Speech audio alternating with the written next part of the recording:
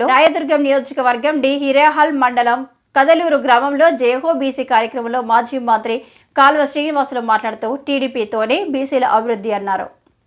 అందువలన అత్యంత మెజార్టీతో గెలిపించాలని కోరారు. ఈ కార్యక్రమంలో డి హిరేహల్ మండల కన్వీనర్ హనుమంతురెడ్డి, జనసేన అధ్యక్షుడు Manjunath Gowda, Kaduluru Mohan Reddy, Nagali Pushpavathi, KPS Somanagoud, lawyer Ramakrishna, lawyer Pompapathi, Boyapati Raju, Mookashi వెంకటేష్లు, మొండి మల్లికార్జున, జాజరకల్లు జి తిమ్మారెడ్డి, టీడీపీ నాయకులు, లీడర్లు తదితరులు పాల్గొన్నారు.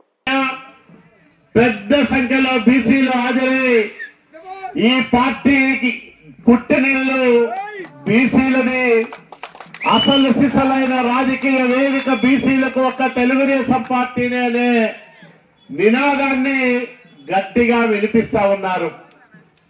చాలా సంతోషం అనిపిస్తుంది. ఎందుకంటే నేను 25 సంవత్సరాలుగా ఈ పార్టీలో అనేక హోదాల్లో పనిచేస్తా వస్తా ఉన్నా. బహుశా రాష్ట్రంలో ఏ నాయకుడికి ఇవ్వనన్ని అవకాశాలు చంద్రబాబు నాయుడు గారు నాకే ఇచ్చారు.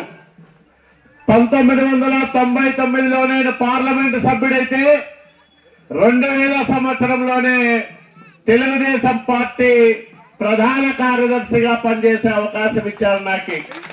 అప్పుడు రాష్ట్ర వ్యాప్తంగా ముగ్గురే, లాల్ జాన్ బాషా గారు కోస్తా నుంచి, దామోదర్ రెడ్డి గారు తెలంగాణ నుంచి, రాయలసీమ నుంచి నేను ముగ్గురు ప్రధాన కార్యదర్శులు అప్పట్లో అధ్యక్షుడిగా ఉన్న చంద్రబాబు నాయుడు గారికి చేదోడు వాదోడుగా రాజకీయ కార్యకలాపాల్లో పాల్గొనే వాళ్ళం.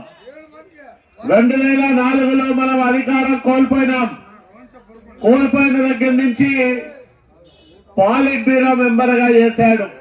అనంతపురం జిల్లాలో తెలుగుదేశం పార్టీలో మొట్టమొదటి పాలిట్ బ్యూరో సభ్యుని నేనే అని